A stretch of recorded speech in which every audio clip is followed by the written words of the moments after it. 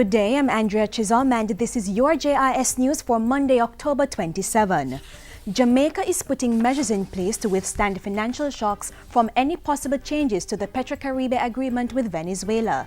Financial Secretary Devon Rowe says he expects Jamaica's relationship with Venezuela to continue, but said if the terms and conditions of the PetroCaribe agreement were to change, the government would be able to respond. We are building our reserves in a way to compensate for any potential occurrence. In addition as well we have been broadening the arrangements for repayment to Venezuela through the provision of goods. So far we have arranged a clinker deal which allows us to repay Venezuela in kind and not cash. Mr. Rowe was speaking at a press conference following the 2014 High-Level Caribbean Forum hosted by the IMF and the Ministry of Finance in Montego Bay last week. He added that the government had been broadening the country's energy base to reduce Jamaica's reliance on oil. Under the PetroCaribe agreement, Jamaica pays Venezuela upfront for 60% of the cost of the oil it receives from the country. The other 40% is payable over 25 years at an interest rate of 1% per annum. Caribbean countries, meanwhile, have agreed on a plan of action to deal with issues relating to energy as well as taxation and growth. This follows last week's forum in Montego Bay.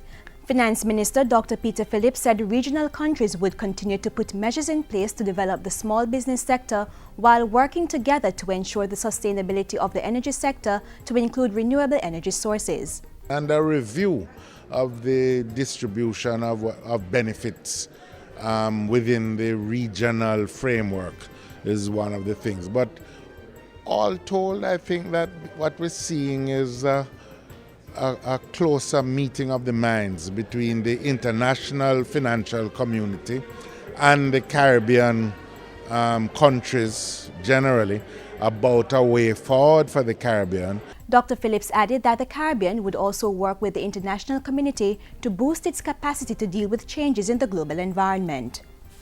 The Tourism Ministry is working hard to complete works on the Promenade and Main Street in Ocho, Rios, having recently finished the multi-million-dollar renovation of the town's cruise ship terminal. Rehabilitation of the facility included the upgrading and expansion of the parking area and the renovation of the terminal building. It forms part of the broader $400 million Ocho Rios improvement project initiated last year by the ministry with the funding from the Tourism Enhancement Fund. The goal is to enhance the appeal of the resort town. Fisherfolk are being urged to use the correct-sized mesh wire in making their fish pots in order to avoid prosecution. That urging came recently from the Portfolio State Minister Luther Buchanan as fisherfolk in Belmont, Westmoreland received 50 rolls of 1.5-inch mesh wire. Let me remind you that the use of any other size mesh apart from the 1.5-inch mesh that you will receive today will result in illegal activities, and the Marine Warden Police will be vigilant in confiscating unregulated fish traps, and there is a fine.